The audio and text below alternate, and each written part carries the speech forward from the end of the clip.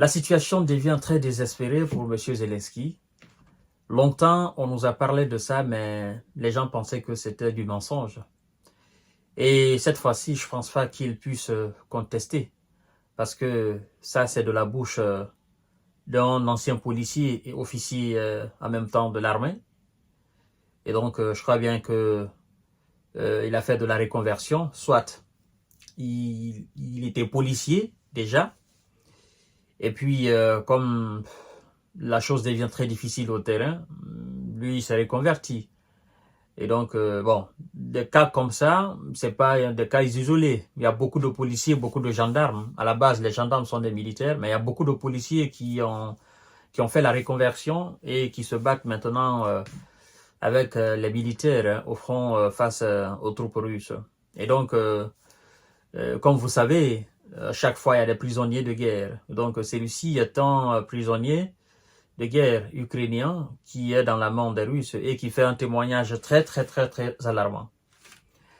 Il parle des recrutements de l'armée ukrainienne, hein, des personnes qui seraient même atteintes du VIH et des personnes voilà, qui ont des problèmes vraiment de la tête, qu'on appelle des troubles mentaux. Et toutes ces personnes sont actuellement mobilisées pour faire partie de l'armée.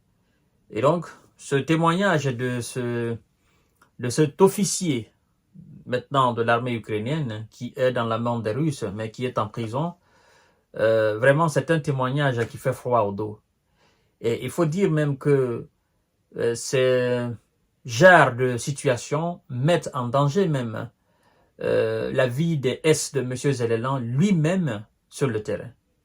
Parce que, écoutez, c'est que le soldat, l'officier prisonnier raconte.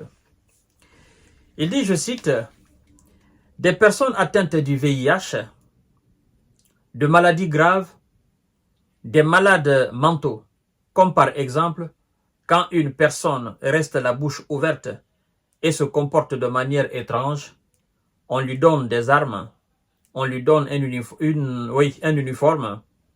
Parfois, il commence à tirer n'importe quoi. » Ben, lorsque vous mobilisez des personnes mentalement qui ne sont pas assises, ben, vous leur dites d'aller sur le champ, et c'est comme si vous donnez des armes aux fous.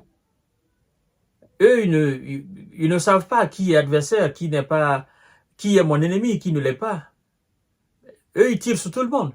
Et vous-même, vous vous mettez en danger, vous mettez vos troupes en danger, à plus forte raison les adversaires qui sont en face.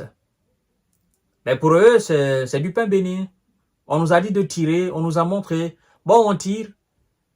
Vous voyez? Donc, c'est une situation très alarmante. Alors, le prisonnier continue en disant ceci. De tels soldats se mettent en ligne.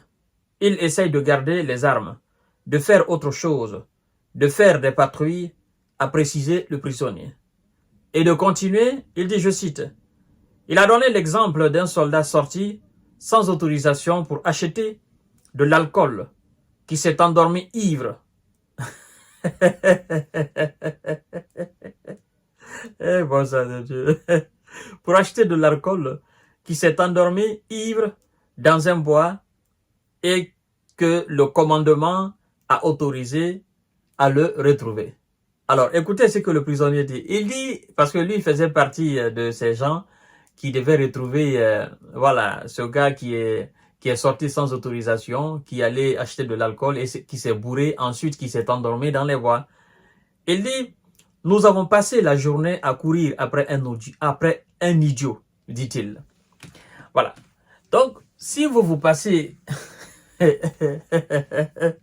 ou 3 heures à courir après un idiot, sachant très bien que vous devez faire face aux éléments qui sont plus forts que vous, ben, ça veut dire qu'en réalité, sur les lignes de front, votre avenir ne tient qu'à un fil. Donc, tout cela témoigne du fait que M. Zelensky actuellement manque énormément et cruellement de soldats. Vous savez, quand ils disent « nous allons recruter 160 000 hommes », Ben, 160 000 hommes, vous devez comprendre que ils le disent parce qu'en réalité, ils sont en manque de soldats. En réalité, il n'y a pas. Ils sont en très grande difficulté sur le terrain. Bon, nous avons appris qu'ils partent même jusqu'à dans les prisons pour aller recruter, chose qu'ils reprochaient à Evgeny Prigojine en 2022. Bon, les prisons, ils ont tellement vidé les prisons qu'il n'y en a plus. Donc, qu'est-ce qu'il faut faire? Il faut ramasser les fous dans les rues. Il faut ramasser les gens qui ont véritablement des problèmes mentaux. Il faut les mobiliser, il faut les envoyer sur le terrain, il faut les donner les kalash. Mais sauf que c'est une décision qui risque de tourner, n'est-ce pas, contre eux-mêmes, qui risque de prendre des proportions vraiment très très dangereuses. Donc, mesdames et messieurs et mesdemoiselles, voici le témoignage d'un prisonnier ukrainien, ex-officier, qui est actuellement dans la main des Russes et qui malheureusement, voilà, c'est une réalité racontée au fait. Donc, je vous donne rendez-vous tout à l'heure pour notre série d'informations décortiquage. Merci beaucoup et continuez à partager la vidéo.